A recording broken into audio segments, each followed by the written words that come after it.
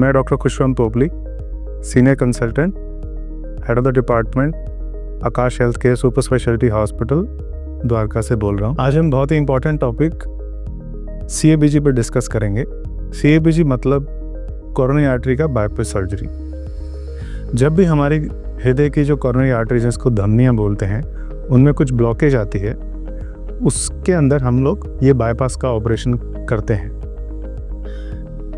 किसी भी coronary artery की ब्लॉकेज की वजह से हार्ट की मांसपेशियों में रक्त के प्रवाह में रुकावट आती है, जिसकी वजह से आगे मांसपेशियों ठीक से काम नहीं करती है और हार्ट में हार्ट अटैक आने का डर रहता है और चेस्ट पेन होता है, जिसको हम एंजाइना बोलते हैं।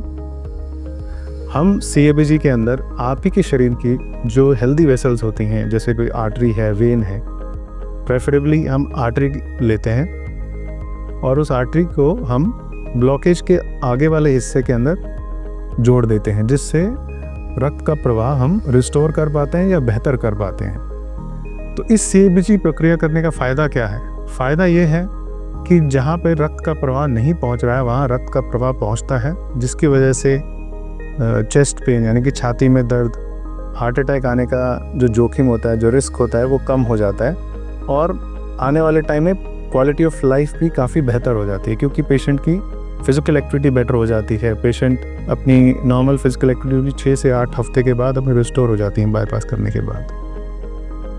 अब बाईपास करने के कई प्रकार से होते हैं, जैसे 95 to 98% हमारे जो बाईपास हैं वो ऑफ पंप होते हैं, जिसमें पंप को हम यूज़ नहीं करते हैं। तो बाईपास के दौरान अगर हार्ट लंग मशीन का यूज़ होता है, जिसको पंप बोलते हैं, तो कई प्रकार के साइड इफ़ेक्ट्स होते हैं, जिसकी वजह से जैसे इन्फ्लेमेटरी मीडिएटर्स हमारी बॉडी में निकलते हैं, जो कि लंग्स के लिए या बाकी ऑर्गन्स के लिए ठीक नहीं होते हैं। तो इस प्रक्रिया से हम लोग उन पंप के दुष्प्रभाव से बच जाते हैं। लेकिन कभी भी पेशेंट अगर हाई रिस्क होता है या कभी हमें ज़रूरत पड़ती है, कोई हेमोडायनामिक का इंस्टेबिलिटी होती है, तो हम पंप को यूज़ करने में कतराते नहीं हैं। Pump is a good friend of hours, but 95 to 98% of time it is of pump. और प्रेफरेबली आर्टीरियल ग्राफ्टिंग की जाती है, जो कि लंबे अरसे तक पेशेंट के अंदर चलता है, उसकी पेटेंसी रहती है और उसकी लाइफ अच्छे से बिता पाता है। Thank you.